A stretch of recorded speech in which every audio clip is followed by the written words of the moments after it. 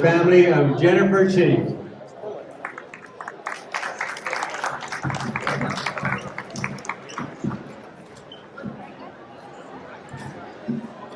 I'm Jennifer's husband, so I'm going to give you a little bit of a background on Jennifer. She started training in Kung Fu at the main branch of KSLP in 2001. She immediately fell in love with the art. In fact, her family remembers that after her very first class, she became so completely engrossed in Kung Fu that even if she was just chilling at home or riding in a car, she would be practicing the movements and postures, determined to get them right. With her intense dedication and natural athleticism, it wasn't long before she earned the respect of her teacher and classmates. She led warm-ups that were so exhausting that many of her classmates dreaded them. She sparred with everyone and anyone. And legend has it that after class, she would run home. Not an easy feat considering she lived a mile away up a steep hill. But for Jennifer, Kung Fu went far beyond just forms and fighting and fitness. She went from being a fairly introverted and reserved person to joining the school's lion dance team, planning and organizing school events, competing in tournaments, visiting China, and volunteering at the Martial Arts History Museum. Kung Fu opened her up to new people and new places and gave her a whole other family, culture, and way of life. Needless to say that by the time I met her online in 2017, she had become a great warrior and a fine ambassador of the art and of the school. That warrior and ambassador in her would never be more evident than when she was diagnosed with cancer in 2019 at the age of 37, just a month and a half after we got married. Against a seemingly unbeatable opponent, Jennifer never gave up and fought like the tiger she was, and always will be. I will never forget the shocked expression on her doctor's face when he saw her holding a powerful horse stance as she underwent chemotherapy.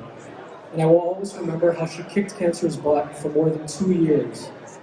Even while undergoing grueling treatments, painful surgeries, and countless procedures, she never stopped smiling and being positive.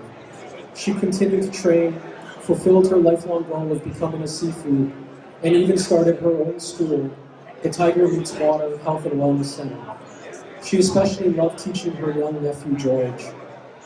Although my tigress is physically no longer with us in this world, I know her brilliant, wonderful, and inspired spirit will always be here, living on through her memory, through her eternal chi, and through the many people whose lives she touched. Thank you.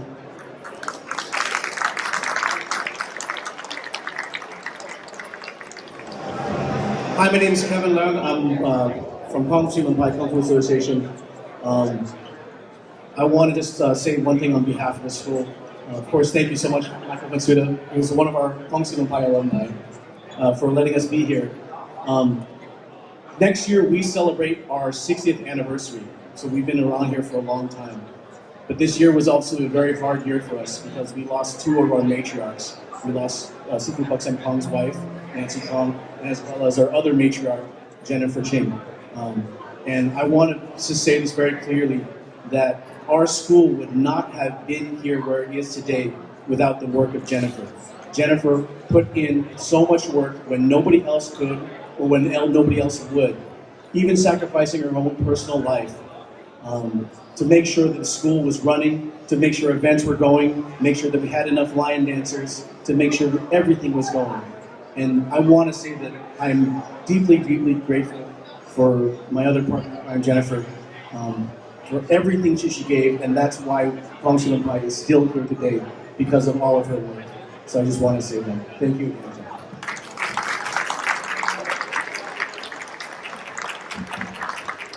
So, if you don't mind, out of respect, if you can stand for a moment, and we're going to take a bow for all these families. Ready? 1, 2, 3.